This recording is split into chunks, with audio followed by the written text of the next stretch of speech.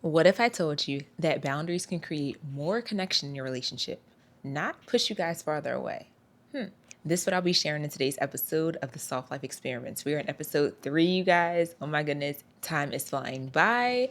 If you're new to my channel, this is the Soft Life Experiment where I'm spending a full 52 weeks, a full year, living by my values, not my to-do list, by choosing to live in a soft life and choosing values that actually align with the life that I desire to have it all. I am tired of hearing the BS lie that women, especially moms, cannot have it all, that we have to choose, that we have to go from having a career or having a strong relationship with our partner, that we can be great mothers and great conscious parents, or we can have a career. Like, I'm tired of choosing, and that's why I started Soft Life Experiment. So again, this week is week 3, boundaries in relationship. And if I haven't said so already, my name is Anya, and I'm so excited that you're here. Whether you're new or returning, thank you so much for tuning into the channel. We're about to jump right in. So, this week's episode is really about how boundaries can strengthen your relationship, not push you guys farther away, not create more distance in a relationship. And to be honest, this was a really big limiting belief that I had when I first started this week and when I started this experiment.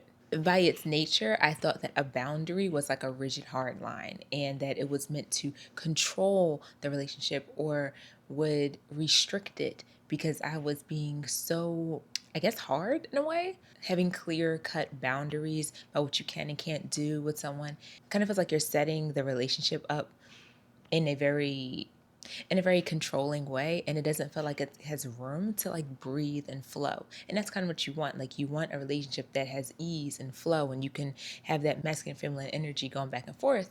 But when I started thinking of boundaries, kind of made me like cringe, like I don't know, it's a little controlling, right? Anyone else ever had that feeling? Like, I feel like I'm not the only one. Please tell me I'm not the only one. But anyway, I thought it would make it harder for me to connect with the other person if I set up so many boundaries in our relationship, because then I felt like we wouldn't be able to grow. Like, we would always be stuck in a box. And I just didn't want that kind of stuck, like stagnant energy. And another reason that I really had a hard time thinking of even setting boundaries in my relationship is because I have a hard time speaking up for myself. And that is, I don't even say a character flaw, that's just me.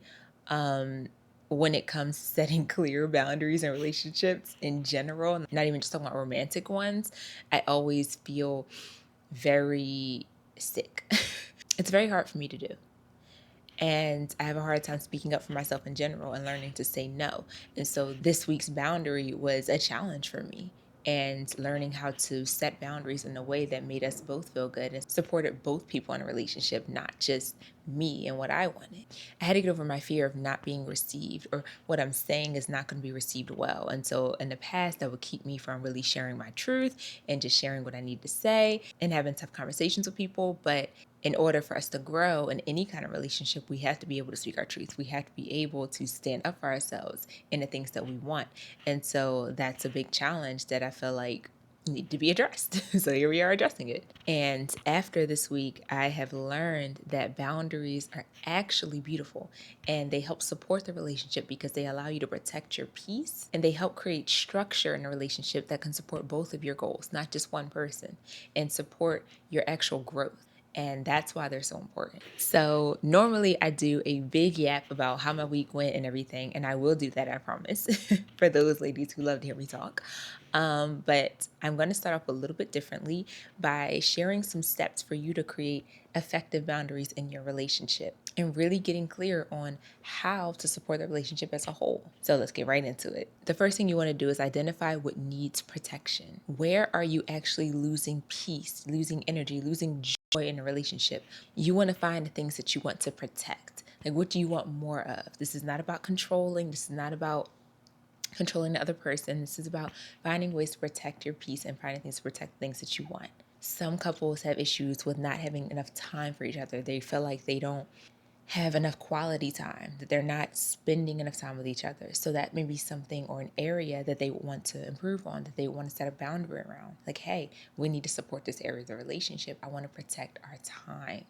I want to protect our peace. How much energy are we giving out? How much energy are we exchanging? How can we pour back into us and make sure that we are making us a priority? Just some examples. Okay, Step two, you want to create boundaries that inspire connection, okay?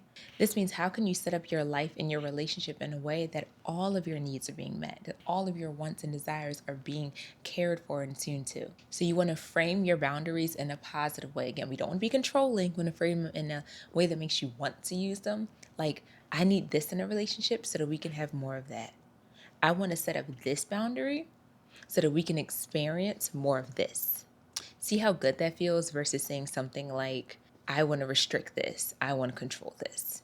You want to use language that makes each person feel invited into creating that connection and creating the support in the relationship. So an example is, I need us to stop working by 7 p.m. so that we can spend the rest of the night together. Now you have a clear boundary when you're going to stop working so that you can support more of what you do once. And this actually leads us perfectly into step three, which is to build rituals around your boundaries. Now, when I say rituals, you want to make this as simple as possible, okay? Life is busy, your schedule is hectic. I already know being a mom alone is tough, okay? And if you got a job and you just got extra responsibilities, it can feel impossible to stick to the same schedule. It can feel impossible to even throw things in there. So you want to include your boundary as a ritual, not as an extra thing on your to-do list. So the way that you do that is incorporate it in something that's already existing in your schedule. For example, I wanted to read more. I feel like it's important for me to experience more pleasure in my life and just have some time for just me during the day. Now, during the day, it was very hard to find time to just randomly read a book. It just was not happening with a toddler. But I decided that at the end of the day, when she is asleep, when I'm done cleaning up, when I'm done taking care of the house, that there should be at least an hour for me at the end of the day to just unwind. No screens, no requests, no cleaning, no nothing, no schoolwork, just me. And so now I built it in that I read in the evenings. So usually between like 9:30 to 10, sometimes a little bit later, sometimes a little bit earlier, but I know I'm going to do that. Then I'm going to brush my teeth. Then I'm going to get into bed. Now it's a part of my life. It doesn't feel like it's something extra. And by the way, speaking of books, I also have a Conscious Queendom book club. It's just for mamas. It is the book club if you're looking to grow your consciousness, experience more love and more joy within yourself, and be supported by a community who actually wants to see you win. So that's my little shout out for today. Join the Conscious Queendom book club. The link is in the description box below. I cannot wait for the next meeting because we're actually doing a fiction title and it's a love story. And I love my romance, for all my romance girlies. I love it. So make sure you join. Again, the link will be in the description box below, okay, for all my book girlies. Okay, so back to boundaries. The importance of it being a ritual is that it helps you create consistency. If I was going to read a book and I was just like, I'm just going to do it, I'm going to fall off. I'm not going to have any accountability. I'm not even going to know when I'm going to do it. I'm just saying I'm going to do it once a day. Yeah, like I said, it gets busy. Some days are busier than others. It's just hectic. Life changes. I'm not going to be able to keep to my word. I'm not going to be able to protect my peace and protect that boundary. And so when I added it as a ritual in my life and built it into my schedule, then it became protected. Then it became secure. And it made everyone else know what I was doing because they knew at the same time every day I was doing this thing. Okay? So it's just an example. But you also want to create small boundaries in the beginning so that you can actually see some progress, so that you're not overwhelmed and trying to tackle these big, huge, what you think are problems and feeling discouraged when they're not working as quickly or in the way that you would like. The goal is to feel proud, okay? You want to feel proud of the relationship that you're building. You want to feel proud of the boundaries that you're setting to protect your peace, to protect your energy in a relationship, and really support each other. And you also want to celebrate those wins, okay? I know, again, it can be hectic and it's just like celebration is not on my mind, but when you feel like you've actually met a goal or you set a boundary and you guys were able to stick to it together, that's a reason to celebrate. And again, as the small boundaries compound, you'll learn to set bigger and bigger boundaries and you will continue to grow. And that's the goal, continued growth, progress over perfection every day. And then the final step is just to check in and evolve as you grow. Look, again, your boundaries should evolve with your relationship, okay? The boundaries that you set today may not be the ones that you use in the next season, and that's okay. You're learning, you're growing together, but that is the beautiful, beautiful thing. Because if you're really working in partnership with your partner, then you'll know that this is a lifelong thing. Like, this is something that you can continue to work on and improve upon and grow your relationship, and that you have the ability to change it as often as you need. We often get stuck in the same cycles with people because we get comfortable or because we're afraid to try anything new. Setting a boundary is a little bit scary. I already told you, I was scared to do it. Speaking up for yourself can be scary. And learning to protect your peace, again, scary. Got a lot going on. However, knowing that you're doing it together and knowing that you have the ability to change it whenever you want is empowering. So think of all of this as empowering for your relationship. So now we're moving into my personal boundaries for the week. So me and Cameron actually sat down. We felt like we really needed to prioritize a couple things. One, we felt like we didn't really see each other that often, and that was hurting us. And two, we didn't feel like we were actually priorities in each other's lives. And not that we didn't love each other, not that we don't care about each other, all the things. It's just that, again, busy seasons, busy lives, kids, work, stress, all the things, we just weren't prioritizing us. So those were the areas that we really wanted to create boundaries around, protecting our peace, protecting our quality time. We really wanted to create boundaries that made us feel more important to each other, made us feel like we were priorities, and that could really support us having more quality time together no matter what kind of season of life we were in, no matter what we were going through. So the first boundary, we wanted to really maintain eye contact. And again, if you saw my last video, the Soft Life Experiment episode 2, it's about communication and relationships. Yeah, I go over this. I have a very big pet peeve about people not looking at me when I'm talking to them. And like if you're on your phone or you're watching TV and playing a game, doesn't matter if you're listening and you can hear me. I feel like that's so distracting and it's kind of rude. So I addressed this with him last week and we talked about it again this week, and we made it a boundary that whenever we're having a conversation, we maintain eye contact. We put down our devices, we remove the distractions, and we have a conversation together. That makes me feel seen and heard. That makes him feel seen and heard. And it makes us both feel like we're important and what we have to say is important. Number 2, this was his boundary, by the way. He wanted us to remain curious about each other. And I really thought this was so cute and so special because when you get into a long-term relationship with someone, it's really easy to feel like you know the person. Like there's nothing new that you can learn. There's nothing new that they can surprise you with. Like you know their routine, you know everything about them. So remaining curious about each other actually had me curious, okay? And what we did was we decided to ask a question every day that sparked curiosity about the other person. Something new. Like let me think of something that he asked me. I think he asked me if we could live anywhere, where would we live?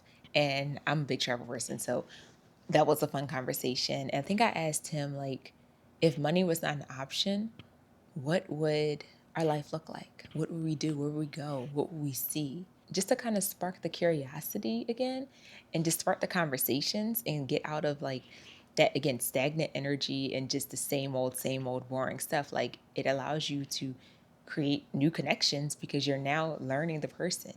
Something that my mentor told me a long time ago. He said that if you believe that you know everything about a person, you've already lost. You've already lost in a relationship because you're assuming that there's nothing new. And how can a relationship grow? Every day you're changing. Every day you're doing something different. You're becoming someone different. And so get to know this new person and treat the person as if they're evolving, because they are. And they're evolving with you, especially if you're in a partnership. So partnership is like the biggest work. Again, that's why I'm doing relationships as the first quarter of this Soft Life Experiment, because yeah, this is the biggest work right here. If you're in a relationship, you already know you are expanding. You are challenged every day. But anyway, I digress.